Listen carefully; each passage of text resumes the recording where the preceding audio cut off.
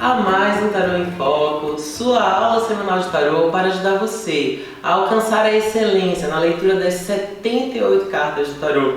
Eu sou Wagner Lira, professor de tarô, e o tema da nossa live de hoje é: com qual baralho eu devo começar a estudar tarô? Qual eu devo escolher? Pessoal, eu sei que a gente tem essa dúvida no momento em que a gente está começando. Ela muda um pouquinho quando a gente está já atendendo, praticando, né? Com qual tarô eu vou atender hoje.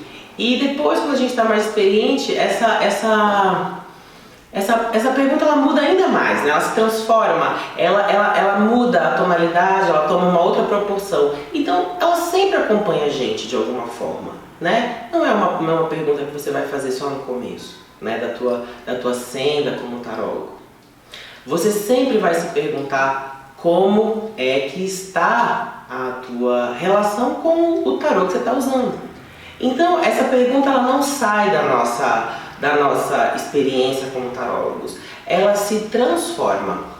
E é exatamente por esse motivo que eu quero hoje falar para você sobre qual tarô você deve escolher para começar os seus estudos de tarô ou para jogar tarô naquele atendimento, ou hoje que você vai olhar ali na tua gaveta, né, de coleção que você tem sobre tarôs, enfim, que você foi adquirindo ao longo da sua prática, do teu tempo de tarólogo, né? Então, sejam todos muito bem-vindos. Essa é uma live que é feita com muito carinho.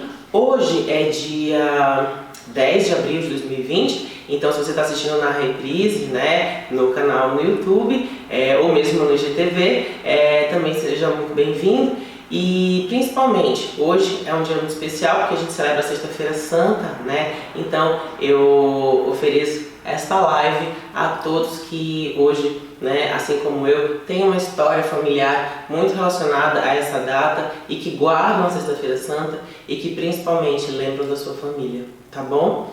É muito importante falar disso, inclusive agora em tempos de Covid-19, que muita gente não vai poder se reunir, né, na Páscoa, no domingo. Então hoje é a última live antes da segunda-feira, né, ou seja, então a gente não se fala na Páscoa, mas eu espero sinceramente que vocês tenham uma boa Páscoa, da maneira que puderem adaptar, né, que a internet reduza as distâncias, que a saúde seja o grande presente na ceia, no almoço de vocês de Páscoa e principalmente, né, que vocês estejam em perfeita saúde. É o que eu desejo, tanto vocês quanto suas famílias, né, seus amores todos, seus amigos, e onde estiverem, pertinho ou distante no online, como a gente está agora, que estejam todos protegidos, tá bom? Muito bem, então vamos lá. Gente, a live de hoje, ela é muito dinâmica, então eu quero que você vá me acompanhando aqui, né, nas cartas, nas referências. Se você tiver alguma dúvida depois, eu posso, na hora que eu postar essa live, a gente deixa aqui algumas imagens, algumas coisas, né, que a gente vai trazer para poder facilitar a compreensão de vocês sobre o tipo de tarô mais adequado para você jogar, tá? Então a gente vai pensar nisso com calma, então, mas eu quero que você venha comigo, né? Vamos passear pelos decks, vamos olhar esses decks e entender o que de fato faz diferença na hora de usar um ou outro, ok? Muito bem. Primeira coisa, qual é a facilidade que a gente tem hoje para escolher um deck? Todas, né? A não ser a limitação de preço, porque a gente está agora com um dólar altíssimo, né? E isso afeta diretamente, né, as importações. O tarô é um dos primeiros também a subir, porque os fornecedores compram em dólar. Existem tarôs hoje que vêm da China, então as editoras acabam comprando em grande quantidade. Isso acontece mais com o baralho de weight, né? O weight vem em grande quantidade hoje da China, você encontra nos sites aí e você consegue comprar, só que você tem que comprar uma quantidade imensa, né? O fato é que ele chega mais ou menos uns 50 e poucos reais, 60, 70 reais nas livrarias. E também se esgota na mesma rapidez que chega, né? Ele demora a chegar e é rápido, acaba. Isso nos anos 90 não era tão assim, né? Lembrando que a China não era desse jeito naquela época, então eu não tive muita chance de escolher um tarô para começar. Eu comecei como muitos tarólogos que começaram a jogar nos anos 90 com Marcélia, né? Era o que tinha. Gente, eu moro em Manaus, tá? Eu moro em Manaus e assim, as livrarias da época também participavam daquele boom esotérico que a gente tinha nos anos 90, né? Então tinha a sessão esotérica, era uma sessão que estava bombando na época. E se vocês pararem para pensar, já desde eu estava assistindo, né? Na época que estava reprisando no Viva o programa da Xuxa, né? Pode continuar. O programa da Xuxa, eu tava assistindo, né, o Planeta Xuxa. E aí no meio das apresentações, assim, tinha o Planeta Xuxa mostrando um clipe da Enya. Em pleno 97. Gente, quando que hoje a Xuxa tocaria um clipe da Enya, né? Num programa ou um outro programa de entretenimento. Então, assim, era forte o movimento. A gente tinha o grupo Era, que também foi pra Xuxa na época. Então, todo mundo falava de alguma forma de coisas esotéricas. Nós tínhamos o Liguejá, nós tínhamos o movimento que as pessoas estavam buscando, sim, uma certa espiritualidade. E nos anos 90 isso foi forte no Brasil. É aí que começam a surgir os cursos de tarô, é aí que começam a surgir os movimentos de teleatendimento, que hoje são os atendimentos online, né? Era uma fortuna isso, era muito caro o minuto na época. Já na época que o Brasil tinha acabado de entrar no programa do Real, né? Em 94 eles entram no Plano Real, e a gente começa a ter aí um atendimento que era caríssimo, tá? Então muita gente assim, que investiu nesse negócio, que investiu nesse tipo de business, também ganhou dinheiro no mundo do tarô, né, no mundo esotérico, tá? Os anúncios nos jornais, nas revistas, era muito forte. Mas a galera jogava preferencialmente com o quê? Marsella, em especial os arcanos maiores de Marsella. Vamos falar um pouquinho desse tarô? O tarô de Marsella, ele vamos pensar, né? Eu tô querendo estudar tarô. Aí você vai jogar lá no Google hoje em dia. A primeira coisa que você vai ver é Marsella. A primeira coisa que você vai ver são as cartas de Marsella. Por quê? Porque foi o primeirão, entendeu? Foi o que apareceu. Na França, hoje, quando você vai, por exemplo, para Marsella, eu fui para a França, morei na França e fiz questão de ir a Marsella. Justamente por esse motivo, para encontrar um tarô de Marsella em Marsella. Muito bem. A gente chega lá e você, em qualquer tabacaria, você vai encontrar 2 tipos de tarô lá na França, tá? Vou trazer aqui para vocês verem. Quando você vai na França, você encontra lá essa caixinha aqui, né, que é o Jeu de Tarot, e esse aqui, ó, Jeu de Tarot de 78 cartas, né, o que a gente acontece, o que a gente vê lá quando a gente encontra, né, o 78, a gente entende que esse jogo aqui, ele é o tarô. Aí muito bem, você vai lá e compra, aí você abre, né, as 78 cartas, né? Os 78. Você vai ver que eles são assim. Aí você fala, ué, não era tarô? Aí você encontra os trunfos desse jeito. Olha como é que é o 21, né? Olha como que é a Imperatriz, né? O 3, né? Aí você fala, meu Deus, comprei errado. Isso, na França inteira isso vende, tá? Isso aqui vende na França inteira. Mas lá em Marsella você tem essa caixinha. Aí você fala, mas o que é isso? Esse é o tarô lúdico, que a gente chama, né? É o tarô que é usado em bar, pra jogar mesmo, né? Esse aqui eu joguei com o Olivier lá no Bake Off, né? Ele joga até hoje, ele fala que joga muito, joga com a filha dele, né? E a gente jogou um pouquinho assim, né? Nos intervalos, a gente trocava uma ideia. E aí tinha aqui, esse é o tarô lúdico. Os franceses adoram jogar isso em aposta, valendo rodada de uma grana, ali um trocado, uma cerveja, entendeu? Esse é o tarô lúdico que a gente encontra na França. E é um jogo muito legal, onde eu posso até fazer uma live, enfim, explicando como joga esse jogo aqui. Você pode jogar com o teu jogo de tarô, o teu tarô normal, tá? Muito bem, e existe uma outra caixinha lá que você vai encontrar, que é o de Marsella mesmo, aí é o tarô, esse tarô divinatório, né, o divinatoire, né, que aí você vai ver exatamente isso aqui, ó. Então, por exemplo, aqui eu tenho 8 de copas, tá vendo? Então vamos contar, 1, 2, 3, 4, 5, 6, 7, 8, o que? Taças, 8 de copas. Esse é o tarô de Marsella, tá? Lembrando que aqui a gente também vai encontrar esse veio de Marsella. Lembrando que a gente vai encontrar, por exemplo, o mago, você vai ver, ó, o mago, né? Bem com as cores primárias, o vermelho, você vai encontrar o vermelho, você vai encontrar o azul e o amarelo. Essas são as cores principais de Marselha. Outra coisa que você também vai encontrar nessas tabacarias, que chamam, né, das tabacarias francesas, você vai encontrar do lado do dominó, você vai encontrar do lado do jogo de carta comum. E esse tarô ele tem também lá em várias edições. Tem a edição século XVII, tem a século XVIII, né? Ou seja, você vai tendo ali a partir dos séculos, né? E o que elas mudam? Mudam pequenas coisas, assim, detalhes, a qualidade da impressão. Na verdade, todos eles são muito bem impressos, mas é que eles imitam a edição daquele século. É bem bonito, é bem legal você ter essa experiência com o tarô lá. Então os franceses conhecem o tarô? Todos. Mas eles olham o tarô como o tarô lúdico, não como esse de Marselha, como a gente faz.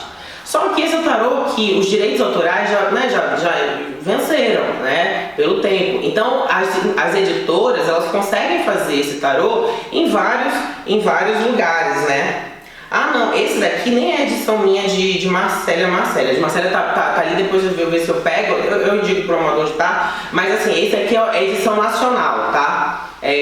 Não vai estar aí no amador, tá lá no quarto, mas eu depois eu mostro pra vocês. Porque esse aqui tá em português, eu trouxe Marselha, mas eu trouxe a edição nacional, que é exatamente isso que eu tô falando. Ou seja, quando a gente volta quando a gente entende que os direitos autorais desse tarô já estão liberados, então a gente consegue a impressão desse tarô no Brasil, a estrela, ou seja, em português. Então, a edição que a gente encontrou lá nos anos 90 aqui no Brasil era essa edição, que é um livrinho amarelo que vem junto, e aí vem no pacotinho as cartas e o livrinho explicando.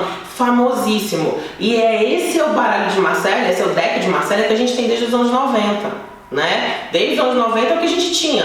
Como no baralho cigano você vai ter as edições de 10, 15 reais aqui hoje, e que na época também faziam, né, o acesso ser maior, né, ser maior no Brasil, tanto do baralho cigano. Até mais que esse era mais caro.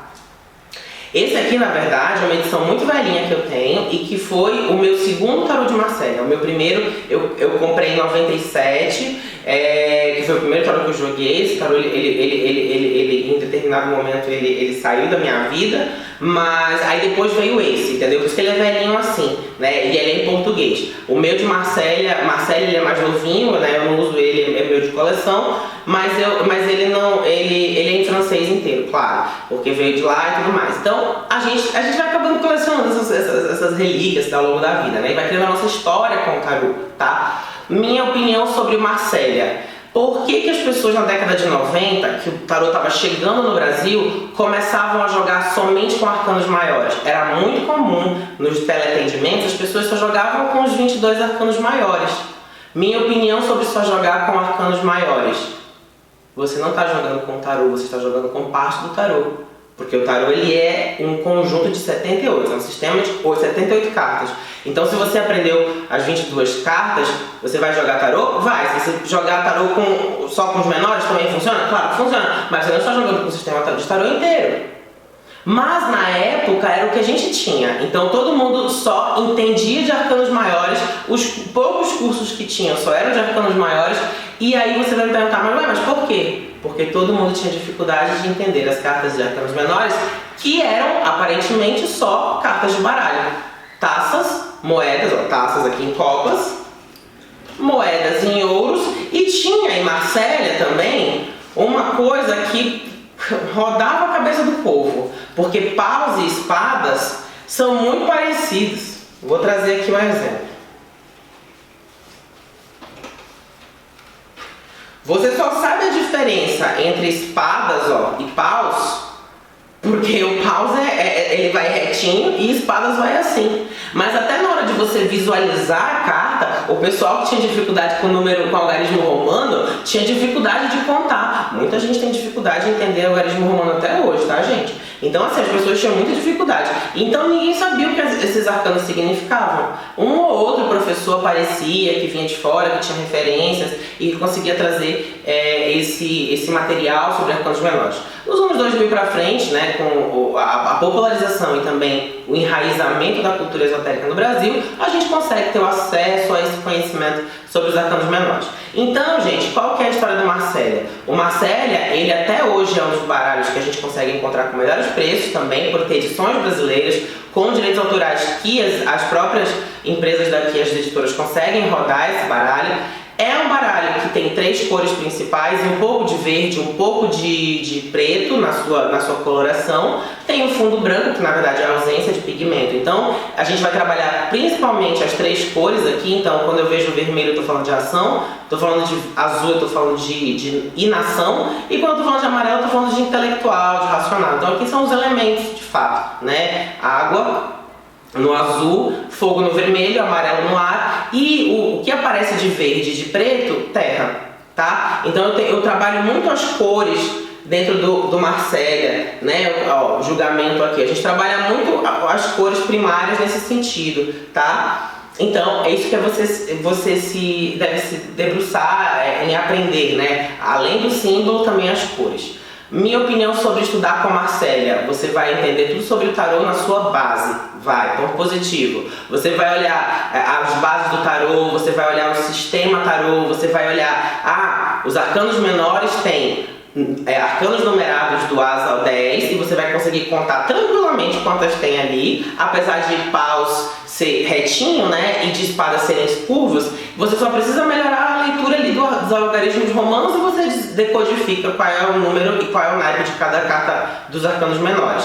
Na corte não temos essa dificuldade, porque cada um segura o instrumento de sua casa. A rainha de paus vai segurar um bastão, a rainha de copas uma taça, não tem dificuldade. E você consegue ver tranquilamente quem é quem na corte, tá? Nós temos valetes, cavaleiros, rainhas e reis. Então, a dificuldade maior até hoje no Marcélia é olhar arcano menor. É olhar o arcano menor e entender o arcano menor no que ele significa. Aí como é que você resolve isso? Esse é o ponto negativo de Marcélia. Você precisa ter um bom entendimento de número, de naipe, para poder decodificar os arcanos menores. Porque você não vai ter outro recurso ali. A carta vai indicar para você qual que é o número daquela carta e qual que é o naipe. Acabou. Aí você tem que trabalhar esses entendimentos de base fundamentais. Naipe, que são os elementos, e número, que é o que dá o tom ali daquela carta.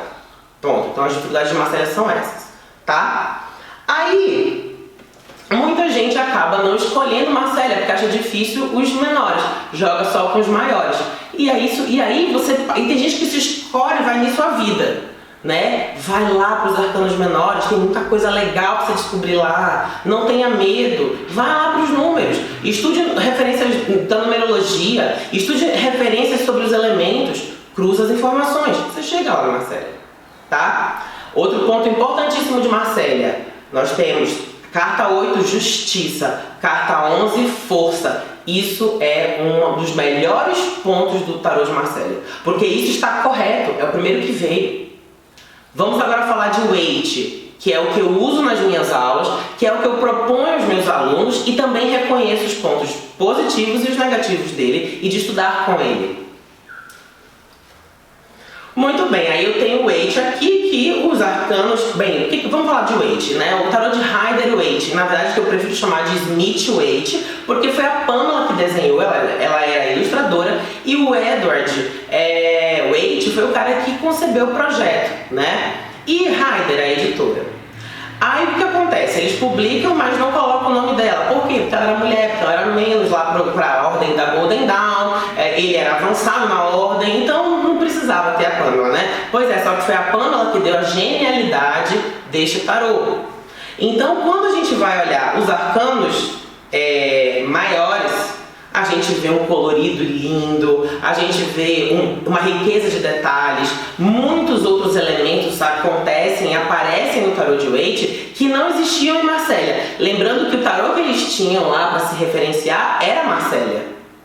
Mas o Waite queria fazer um novo tarô, um tarô dele. Então eles estudavam Marcélia e aplicavam o conhecimento que eles tinham sobre outras escolas mágicas da Golden Dawn, que era que eles faziam parte. Essa ordem hermética da Golden estudava Kabbalah, estudava numerologia, estudava magia, estudava astrologia. Então o Waite contava para Pamela essas coisas e ela vinha e falava: entendi. Né? Vou pegar aqui a Imperatriz do tarô de Marcélia. Então era como se o Waite contasse para Pamela assim: olha, a Imperatriz é o arcano tal, é o arcano desse jeito, é uma carta que representa aquele outro, né? E Aí a Pamela dizia o seguinte: eu entendi. Ela perguntava: que escudo é esse? Esse escudo representa tal coisa. Por que ela usa uma coroa? Porque usa aquele outro. Aí o Waite falava o seguinte: mas onde a gente coloca a astrologia aqui? Onde a gente pode colocar essas referências assim que eu quero colocar? Aí a Pamela ia lá, ela era de Belas Artes, né, da Faculdade de Belas Artes lá de Londres, então ela ia, ela dava os rolês dela e voltava com a ideia, entendeu? Aí ela falava assim: então vamos tirar a águia e vamos colocar aqui, por exemplo, né, o espelho de Vênus. O símbolo do espelho de Vênus fala de Vênus, né? Então ela está dizendo o seguinte: vamos colocar a astrologia aqui no escudo. Percebe que aqui eu tenho século 17, 16, os arcanos já aparecem no 16. A gente vai vendo uma evolução da tecnologia de impressão no Marselha. Em 1910, portanto, século já 19, né? 20.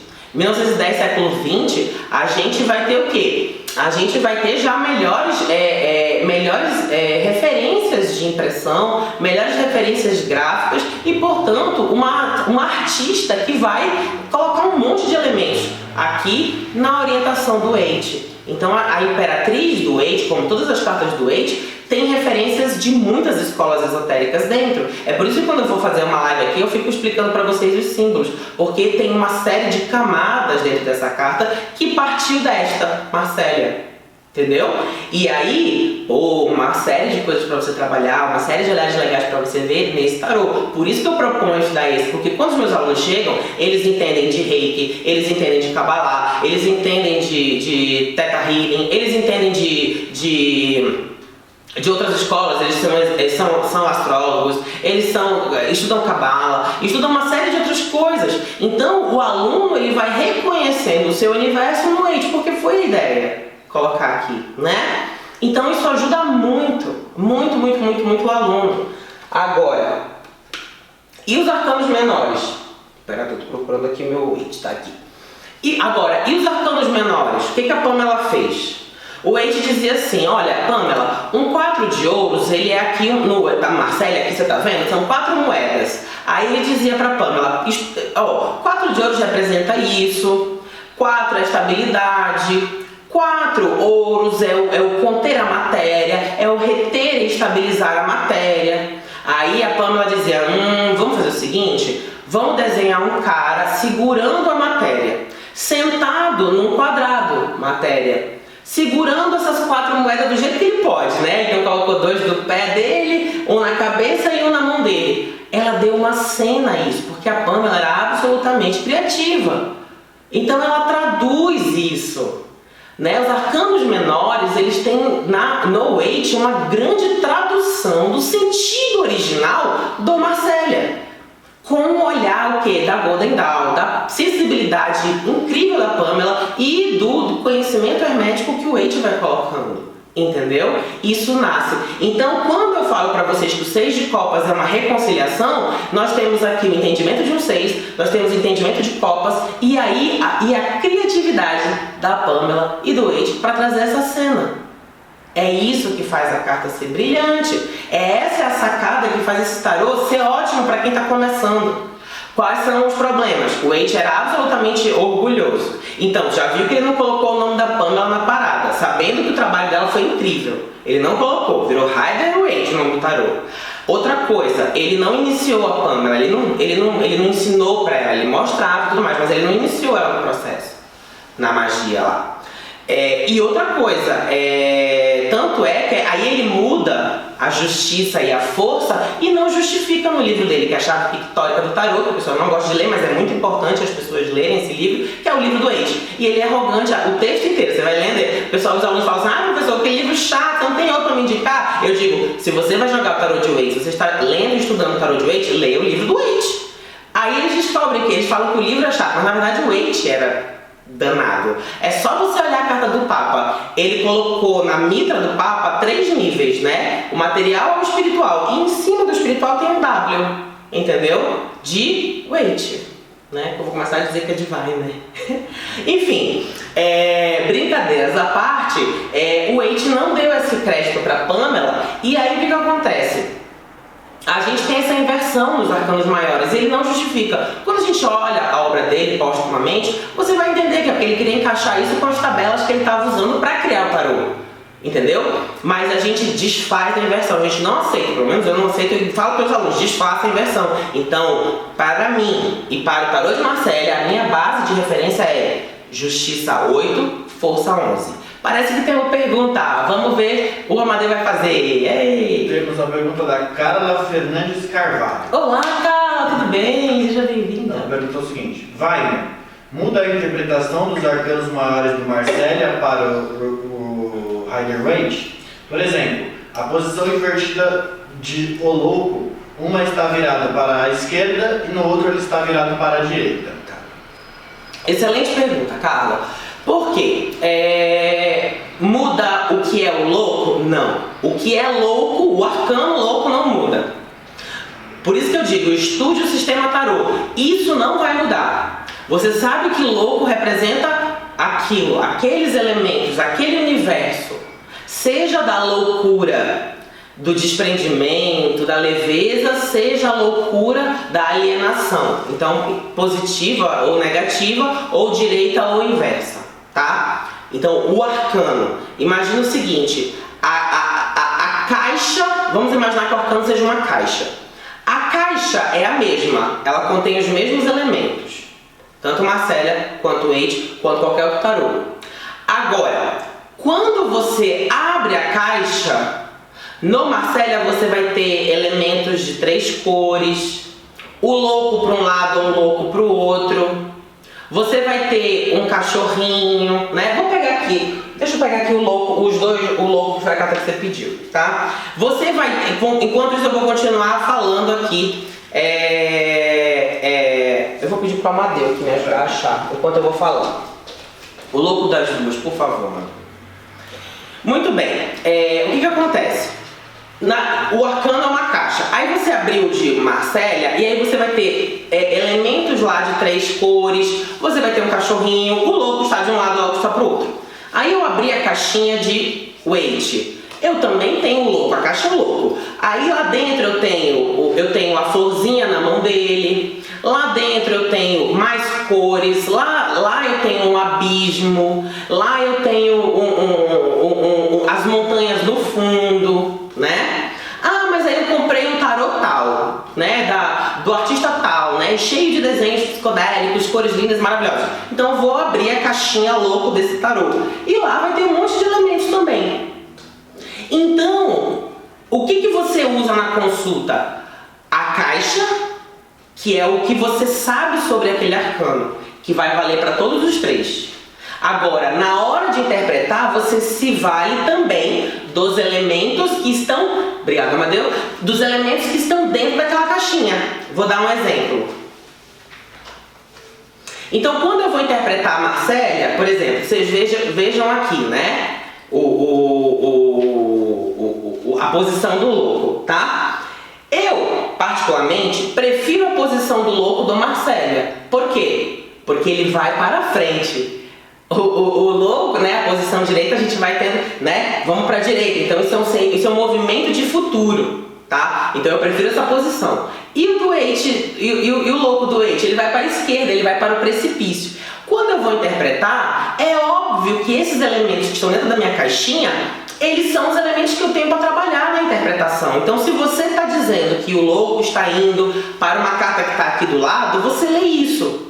Agora, quando você está lendo e o pessoal fala assim, na hora, as pessoas vão dizer, o louco é aquela carta que você tem que se jogar, você tem que viver as experiências do desconhecido. As pessoas estão lendo ali o quê? O louco? Não, elas estão lendo o precipício, que está na carta do Waite. Entende? As pessoas quando dizem que o louco tem que se jogar, elas não estão falando do arcano louco, elas estão falando do precipício que está na carta do louco. A mesma coisa aqui, nós não temos um precipício no Marcélia. Então, quando você for ler o Marcélia, você vai dizer o seguinte, né? Eu posso interpretar, olha, eu vejo aqui que você precisa se rasgar certas crenças de você. Você precisa se despir de coisas, porque senão você enlouquece. Eu estou lendo louco? Não. Eu estou lendo o rasgado da calça do louco de Marcélia, que não existe no Waite. Então, quando você vai ler um tarô, qualquer tarô que você esteja lendo, saiba qual que é a carta, qual é o sentido primordial daquele arcano. Aí você vai ler isso. Depois, no segundo movimento da tua leitura, você começa a explorar a carta que você está usando. Então sim, Carla, você vai usar a direita e a esquerda, mas você precisa saber o que é o louco antes. Por isso que o que importa é você saber o tarô, o sistema. E aí você consegue ler qualquer tarô depois. Usando as suas particularidades. Sabe uma coisa que eu vejo muito, que é um grave erro, né? Afeta a leitura? Eu acho que diminui a qualidade, né? Ou a acuidade, eu diria, né? Às vezes a pessoa, ela só sabe o Waite. Aí ela compra um tarô de Marcélia. E aí ela vira e fala, olha, eu vejo aqui o louco, eu acho que você tem que se jogar, eu acho que você tem que se projetar para as coisas desconhecidas da sua vida. Ué, mas onde está se jogando aqui o louco? Não está. Eu estou lendo com Marcélia no meu atendimento, mas eu estou me lembrando ou interpretando com base no Waite. Então, na verdade, a gente tem que entender que a gente tem que jogar o tarô que a gente está jogando, sabendo o que é aquele arcano. Aquele arcano é que é importante eu saber. Aí quando eu olho o tarô, eu aprendo com ele, eu vou vibrando naquela energia que está representada ali. Mas a carta, eu sei o que ela é, entendeu? Isso acontece quando os meus alunos vêm com um tarô diferente em sala de aula, né? Ah, professor, olha esse tarô aqui. Aí eles fazem uma jogada, né? Com aquele tarô. E aí eu falo assim, mas tem tal coisa, tal coisa, tal coisa. Eles dizem, nossa, professor, mas é isso mesmo? Onde você ouviu isso? Claro, porque eu fui até o tarô dele, vi as cartas que eram, tanto que às vezes eu pergunto assim, que carta que é essa aí? Ele, essa aqui é o 3 de tanto. Por quê? Porque o tarô é diferente. Mas aí eu olho a carta, olho a figura e começo a ler aquela figura. Porque eu sei qual é a carta e sei o que está representado ali naquela figura. Então a minha leitura vai longe com aquele tarô. Eu não vou ler Marcélia, eu não vou ler o Waite se eu não estou lendo um Marcélia, se eu não estou lendo um Waite. Eu vou ler o tarô que eu estou lendo. Mas eu sei qual é a base, eu sei qual que é o sistema que eu estou trabalhando. O tarô, que é universal. Tem que perguntar. Primeiro a Carla, ela agradeceu, falou que foi uma excelente explicação. E eu acho que você acabou de responder a pergunta da Sandra. Sandra, massoterapeuta, ela perguntou o seguinte. Olá, Sandra. Então, se eu adquirir tarôs diferentes, mesmo conhecendo os significados primários, o que vale mesmo é o todo e o contexto das figuras? Bingo! Se você tem um tarô e começou a estudar por aquele tarô, foque em aprender o tarô, o sistema. Quando você for ler um outro tarô, você não vai ler somente aquilo que você aprendeu no primeiro. Deixe-se influenciar pelo que está descrito, desenhado, retratado neste novo tarô. Porque senão não faz sentido, a gente só precisaria então de um. Porque na verdade a gente só precisa de um tarô. Se você entendeu o tarô, você entendeu o sistema. E aí você lê qualquer interpretação que foi dada em qualquer artista e em qualquer editor, em qualquer criador de tarô. A gente, quando vai comprar um novo tarô, a gente compra um novo tarô por coleção, por amor, por vontade de querer aquele tarô, por vontade de querer aquela edição, né? Que nem, olha, vou mostrar pra vocês. Eu ensino tarô com o Waite, falo do Waite, é o meu tarô favorito, eu não nego isso. Eu não reconheço também nele o tarô perfeito, não acho que tem uma série de coisas que eu olho assim e falo, pô, o olhar do Waite aqui foi assim. Aí eu comparo com o tarô de Marcélia e falei, pô, minha Marcélia tava melhor, Waite, por que você não fez aqui, pô, né? Ou eu olho o Totti, que eu também vou mostrar, eu olho o Totti e falo, meu, Crowley, você foi brilhante aqui, meu, que sacada legal você tá aqui, e que faltou lá no Waite. Eu tenho esse olhar crítico para isso também, mas eu sei qual é o tarô que eu escolhi para dar aula, e que eu acho que vai ajudar sim o aluno a ver todo o tarô depois, aproveitando tudo que ele tem de referência na vida, porque é um tarô rico em símbolos. Muito mais até do que o Marcélia, se eu for olhar. Porque quando a Pamela coloca uma florzinha a mais ali, aquilo é um símbolo a mais do tarô. E eu posso usar aquilo como referência, né? Então, vou mostrar pra vocês. Aí Aí estava eu, descobri que teve essa edição aqui, ó, o Black and Gold Edition do Tarot de Waite. Não pensei 2 vezes, né? Aí o que acontece? Ó, vejam como ela é, né? Eu até fiz um post no meu canal do Telegram ontem falando sobre o 9 de ouros, né? Com essa carta, tá vendo? Não sei se dá pra ver aí, mas ela brilha, ela é toda dourada. Ele é preto e branco, né? Preto e branco não, ele é preto e dourado, mas assim, né? Não tem cores. Mas eu aqui tô lendo porque eu gosto de colecionar o Waite, entendeu? Né? Ó, olha a força, que luxo, né? Toda dourada e tudo mais.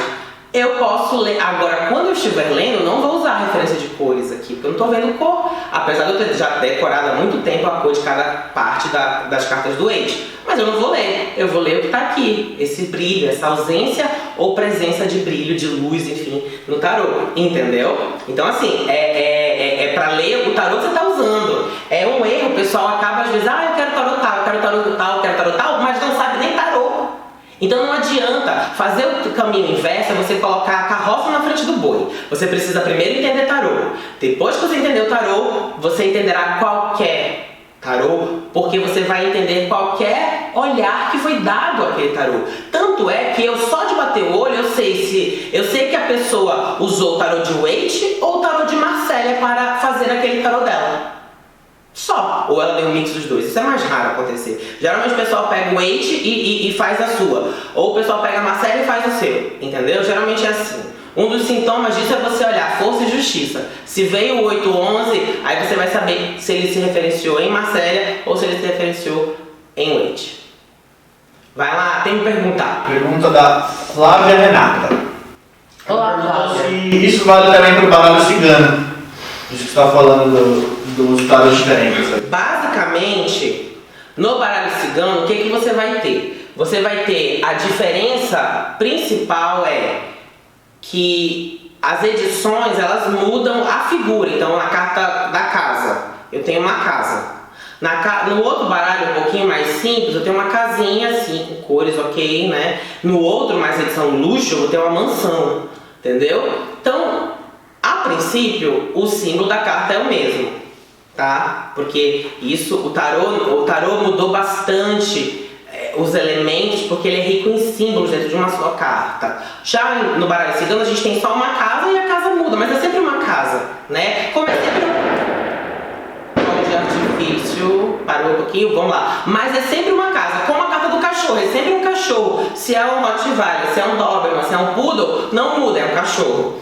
Agora, o que é legal você começar a explorar dentro do baralho cigano? Eu falo isso no meu curso de baralho cigano para as pessoas, né? Eu falo assim, se a tua carta tem um cachorro grandão, fala um pouquinho mais, põe mais empolgação nesse cachorro. Se a tua carta tem um cachorrinho que tem um poodle, que tipo de cachorro então é esse? Leia também aquele símbolo. É a intenção do criador? Não, mas um bom cartomante faz isso. Um bom cartomante lê o baralho que ele tem. Senão a gente só fica lendo um tarô imaginário. Olha, é isso que eu queria chegar nesse ponto com vocês nessa live. Que se você entende o sistema tarô, você lê qualquer tarô. Agora, o que as pessoas fazem? As pessoas aprendem um tarô e só jogam na cabeça delas aquele mesmo tarô e tem 200 tarô que elas guardam na coleção delas. Elas têm 20 tarô diferentes ali na mesa, diferentes decks, mas se você for observar ela lendo, ela leria a mesma coisa com o primeiro ao 20º. Ela não está lendo o tarô que ela está usando. Então, na verdade, aquilo ali é só adorno, aquilo ali é só uma coleção. É só um monte de papel colorido. A pessoa está colecionando figurinha. É literalmente isso. Agora, se você entendeu o sistema e você pegou aquele tarô para estudar, minha dica, comprou um novo tarô? Olhe carta por carta. Veja as minúcias, veja os detalhes, faça uma leitura com aquela carta, vá para o seu tarô antigo que você mais joga e pega as mesmas cartas e joga, vê o que você vê de diferente num, vê o que você vê de diferente no outro. É assim que a gente compara tarô, jogando, interpretando. E o que detalhes você trouxe aqui com esse novo tarô que você não trouxe no antigo, porque aquele desenho te chamou a atenção, né? Outra coisa importante, gente, é que tarô de Tote. Muita gente joga Tote usando na cabecinha o Waite. Tá certo? Não. Por quê? Porque a pessoa precisa entender Tote, a pessoa precisa entender Telemann, a pessoa precisa entender Crowley para ler e jogar bem um tarô de Tote. Porque senão você não decodifica o que ele, o Crowley e a Frida trouxeram para as cartas.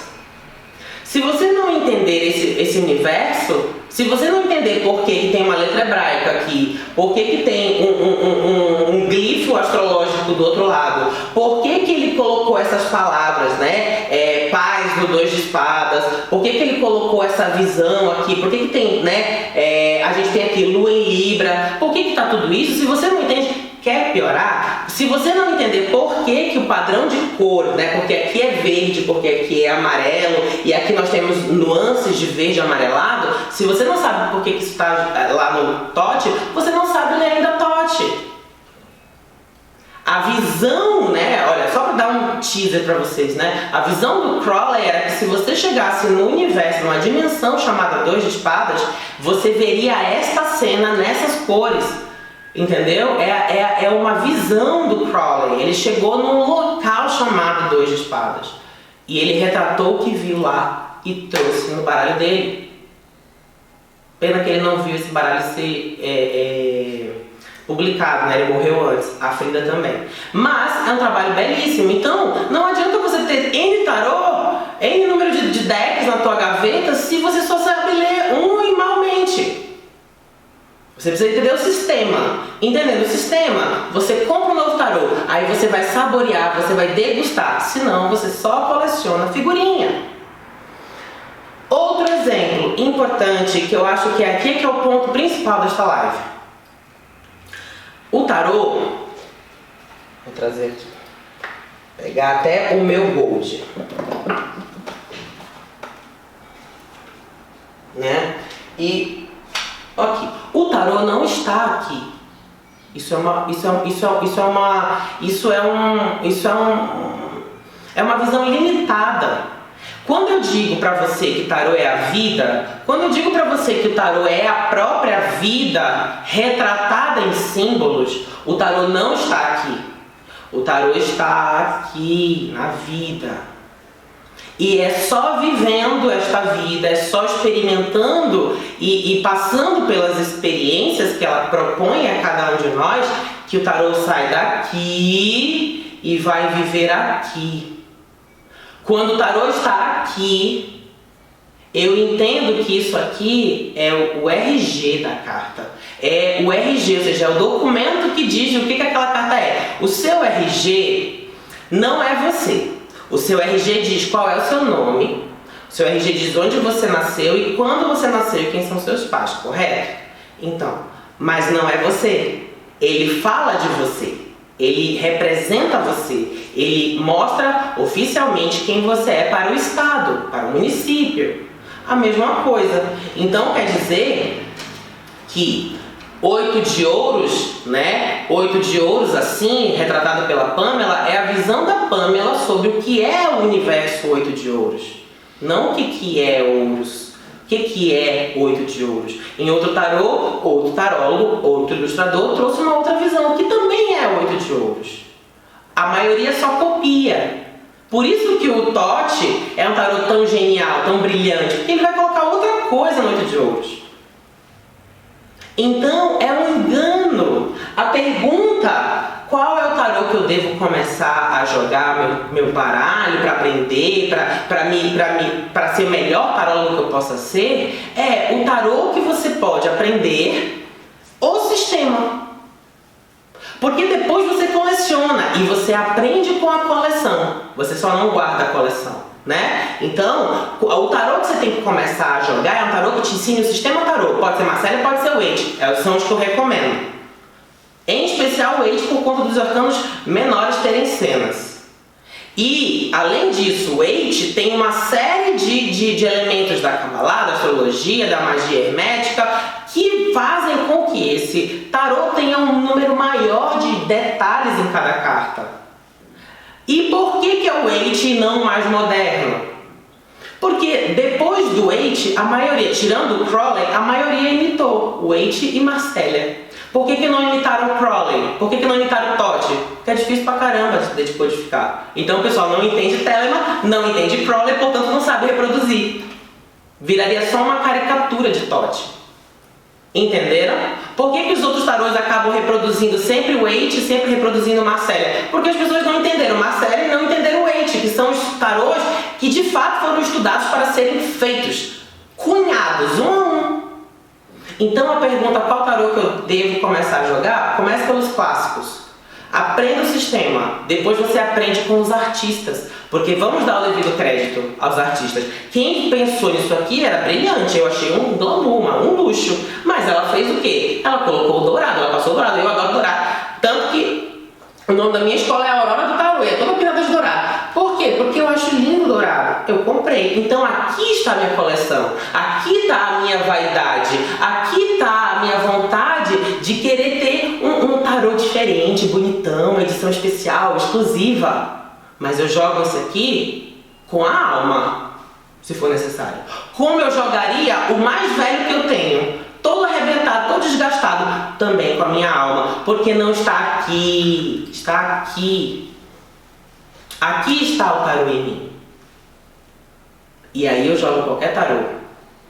Então, minha sugestão para você, com qual tarô começar? Comece com os clássicos. Aprenda o sistema. Depois você coleciona. Ai, mas eu gosto do tarô do Game of Thrones. Trouxe aqui para vocês. Tarô do Game of Thrones. Legal, né? Gosta de Game of Thrones? Gosta de Game of Thrones. Adoro, ó, aqui, ó, a Imperatriz. Como é o nome dela, Amadeu? Amadeu te conhece. Como que é? Daenerys Targaryen. Daenerys Targaryen, Amadeu sabe tudo de Game of Thrones. A filha do sol, a filha do dragão, a mãe não sei das quantas, ela tem um nome imenso, né? Então assim, por que colocaram a Daenerys aqui? Porque entenderam que ela era uma mulher que trazia recursos, que fazia, né, o seu império crescer, que não tinha medo da guerra. Mas vamos pensar aqui, ela tem mais cara de imperador. Ela se tornou imperador. Ela se tornou imperador, segundo Amadeu, que não perdeu um episódio. Então o que acontece? Ela se torna um imperador. No negativo. Né? No negativo, né? É verdade. O Amadeu tá queimando todos os spoilers da série. Se você não assistiu, não pega essa parte aqui. No começo não falo mais nada. Mas enfim, ela se torna um imperador no negativo. Diga-se, o Amadeu também não é um brilhante leitor de tarô. Ele lê tarô com uma beleza. Ele fica por trás da câmera. Ele é meu aluno número 1. Ele tá sempre na primeira cadeira da sala de aula. Ele sabe que lê tarô com uma maravilha. Entendeu? Então, o Amadeu, que entende de Game of Thrones, que é um tarólogo, ele olha esse tarô e ele sabe inclusive criticar se ela é uma imperatriz ou se ela é um imperador negativo. Porque o tarô também está dentro do Amadeu. O Amadeu faz todas as lives comigo. Ele é o primeiro aluno sempre. Sem contar que ele assiste cada aula 20 vezes, né? Porque ele fica vendo a edição dos vídeos e tudo mais. Então entra nele. Ele ganhou o tarô agora, que ele tem o tarô agora pra ele. Quando ele tem as dúvidas, ele vai lá e joga. Mas ele olha para as minhas jogadas em sala de aula, ele olha para as coisas e ele vai lendo. Sem precisar nunca ter tido um tarô. Amadeu é a prova viva de que você nem precisa de um tarô ali todo o tempo ou de uma coleção para aprender. Ele aprendeu vendo. E aí, quando ele pega esse tarô, que não é dele, é do irmão dele, né? Por isso que eu peguei emprestado para poder fazer essa live, né? Ele olha e ele sabe tudo. Porque o tarô está no Amadeu dentro dele, não fora. E isso faz toda a diferença. Tem uma pergunta aí, Amadeu? Não, o pessoal só está agradecendo, falou que está sendo uma live muito esclarecedora e o pessoal quer o seu tarô, quer que você lance o seu tarô. Vou pensar, gente, é o trabalho de uma vida. Ainda mais eu que tenho meio de sair virgem, que eu vou querer fazer tudo perfeitinho, né? Amadeu que sofre aqui comigo, fala, Amadeu, olha esse detalhe, olha essa pulga atrás da orelha aqui do meu vídeo. Entendeu? Mas eu vou pensar a respeito um dia, quem sabe. Mas enfim, 10 minutinhos ainda. Quantos? 10. Temos 10 minutos. Então eu vou concluir isso aqui, né? Então vai, né, meu Deus, mas eu tenho 20 decks diferentes de tarô na minha gaveta. Na segunda gaveta eu tenho mais 30. O que você vai fazer? Minha dica. Pegue, se você tiver 50 tarôs, é provável que você tenha um Waite e um Marcélia. Então, pegue esses dois. estuda por eles. Estuda, observa, vê as diferenças. Ai, mas ele não é tão ilustrado, tão colorido como o meu tarô da guirlanda dourada verde azul. Pô, mas espera lá, vamos entender esse tarô para depois chegar na guirlanda dourada, tá? Então, olha, aprende, veja o que é um arcano maior, veja como estão divididos os arcanos menores, observe, capte a informação fundamental, que é, para jogar tarô você precisa saber arcano maior, os 22. Se você ainda não assistiu a minha aula gratuita dos 22 arcanos maiores, positivo e negativo, corre. O link tá lá na bio. E você, na bio do meu Instagram, se você está assistindo aqui essa live no YouTube, corre e o link tá lá. Você coloca lá teu e-mail, teu nome, você recebe no teu e-mail. Você não vai fazer outra coisa, você colocar o teu nome e teu e-mail, que você recebe a aula de 22 arcanos maiores, usando o Waite como referência, e você vai ter interpretação positiva e negativa dos 22 arcanos maiores. Então não tem desculpa, corre lá agora. Aí você entendeu isso. Vamos entender o que? Números e naipes. Vamos entender a corte. Pronto! Aí agora você vai abrir os teus outros, aí você olha em Marcélia e o Waite, a diferença, né? Você abre a tua gaveta e aí pensa comigo, qual é o tarô que fala com o que eu amo? O Amadeu é o Game of Thrones. Comigo, eu tenho alguns tarôs assim que eu curto muito. Eu trouxe aqui, né? Tá aqui, ó. O After Tarô. Esse After Tarô, na verdade, eu nem jogo com ele. Eu tenho ele também como coleção, ele é do meu chuchu, é da galera, minha galera chuchu, beleza? Que eu tenho de carinho, assim, né? Se você vai olhar aqui o mago, os naipes, né? Os instrumentos estão flutuando na mesa dele. Então esse After Tarô, ele é assim, é a visão after, né? Depois da cena tradicional do Waite. Então ele criou uma imaginação, assim, né, pro que vem depois. Então é muito bonitinho também imaginar essas cenas, né? Então eu acho bonitinho também ter isso. Então ele é um dos meus chuchus. Outra coisa também que eu curto muito cadê? Eu ia mostrar, tá aqui. Eu gosto porque eu tenho muitos alunos que são bandistas, eu tenho muitos alunos que vieram do candomblé, eu também já estive no candomblé, já fui ensaiar no candomblé, eu sei como é essa relação, né? Hoje eu não professo mais essa fé, mas isso foi um aprendizado incrível pra mim. Eu amo de paixão a relação com os orixás e com caboclos, voduns, inquices e tudo mais. Então esse tarô também é um outro tarô que eu indico pros meus alunos que são bandistas ou de candomblé, porque ele tem, tanto nos arcanos menores quanto maiores, lindas representações, e quem conhece esse mundo de referências afro-brasileiras vai ler ele, que é uma beleza, né? Então, por exemplo, eu tenho aqui, ó, na justiça eu tenho Obá. Olha que bonito, porque Obá foi o orixá mais injustiçado, né? Ela era esposa do orixá da justiça, Xangô, e ela é numa tramóia, ela tem a orelha cortada, né? Injustamente. Então a pessoa trouxe o mito de Obá e colocou na justiça, que eu sei o que é justiça, né? Então é uma linda representação, né? O eremita, ele coloca aqui quem? Ele coloca a figura de Obaluayê. Pra quem tá perguntando, essa editora é um tarô antigo que tem, ele é da Palas. E aí você vê aqui que, apesar de ter uma letra hebraica, né, aqui a gente tem o eremita, a figura de Obaluayê, Omolu, né, o senhor das doenças. Então é o velho, de fato. O pessoal chama ele, inclusive, o velho, Saúl do velho, para não chamar o nome dele, né, o do orixá mesmo, por conta de respeito. Então colocou no eremita. Eu sei o que é eremita e também sei o que é Obaluayê. Então eu entendo a relação. Nos arcanos menores, mais lindo ainda, eles pegam os instrumentos. Então, por exemplo, aqui, ó. O que é um alguidar, né? Não é uma tigela? O que é copas? Não são tigelas, taças? Então, o 7 de copas, nós temos aqui o padê de Exu, né? 3, 6, 7.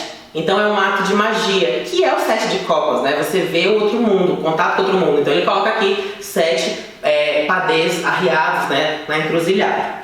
Então é lindo, maravilhoso. Também é um dos meus chuchus aí que eu gosto de falar para os meus alunos que gostam de Umbanda, Candomblé, né? Além dos baralhos ciganos que eu também amo, né? Eu tenho o grande Lenormand e eu tenho o Petit Lenormand, que é o que eu dou aula, né?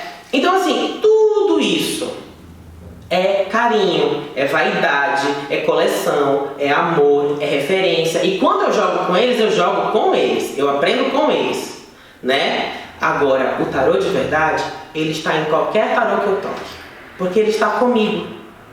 Eu sei o que é o arcano. Então a minha visão, ela só ganha novas nuances porque eu estou vendo aquele tarô. Mas o tarô está comigo porque eu estudei tarô, eu jogo tarô, eu trabalho com tarô e eu vivo tarô. Quando eu estou aqui falando, eu sei qual que é o movimento.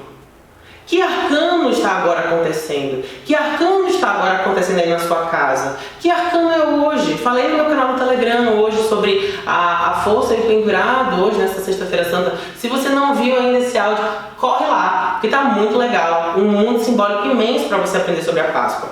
Se você não está no meu canal do Telegram, entra que o link também está lá na bio, que está imperdível, todo dia conteúdo exclusivo, você fala direto comigo, eu acordo com uma ideia, eu penso nas coisas que aconteceram nos últimos 24 horas do meu dia, pego lá o botãozinho como se fosse um WhatsApp e falo na hora, pego ali na internet uma referência, chapo lá para vocês. Coloco também trilha sonora, coloco fotos, falo um pouquinho de mim, a gente tem um contato mais direto, né? Então, tudo isso. Qual tarô você deve começar a estudar? O tarô que você vai colocar dentro da sua vida, do seu coração. O tarô estará com você. O tarô é uma ferramenta impressa ali para lembrar você daquele arcano. Não é aquele arcano. Aquele arcano não está no papel. Aquele arcano está na tua vivência com ele, que está no teu coração.